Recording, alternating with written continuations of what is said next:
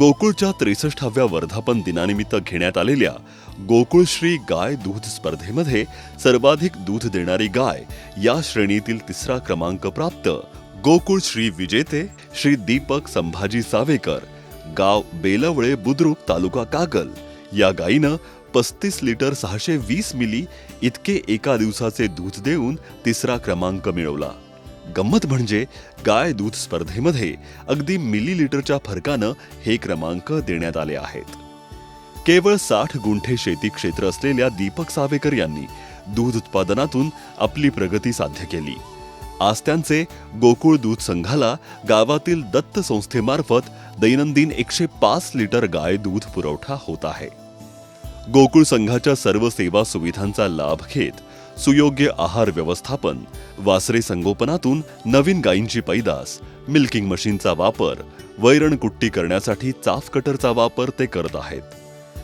सावेकर कुटुंबातील सर्व सदस्य झोकून देऊन या गायी पालन व्यवसायात यशस्वीपणे काम करत आहेत। मागील वर्षी सप्टेंबर 2025 पर्यंत दूध उत्पादनातून 11,37,130 रुपये इतकी रक्कम या कुटुंबाला प्राप्त झाली आहे। तसेच ऑक्टोबर 2025 या महिन्यामध्ये गोकुळकडून मिळणारा दूध दर फरक रुपये 34,927 इतका यांना प्राप्त झालाय। नमस्कार, मी दीपक संभाजी सावेकर, राहणार बेलवळे, बुद्रुक, तालुका कागल, जिल्हा कोल्हापूर।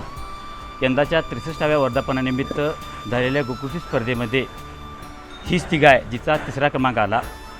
ह्या गायीने 35 लिटर 620 मिली दूध दिलं। सांगायचं झालं तर ही गाय मी माझ्या मित्राकडून माझगाव या गावातून आणली होती। पहिल्यावरला ज्यावेळी मी आणली गाय त्यावेळी हिनं पहिल्यावरला दिवसाला 24 ते 25 लिटर दूध दिलं। आता ही 4थ्या वेताला आहे। दुसऱ्या वेताला ही 28 ते 29 लिटरवर गेली। तिसऱ्या वेताला ह्या गायचं दूध 32 ते 33 लिटर गेलं आणि ह्यावेळी ही गाय यंदा 4थ्या वेताला स्पर्धेसाठी 35 लिटर 620 मिली इतकी झाली।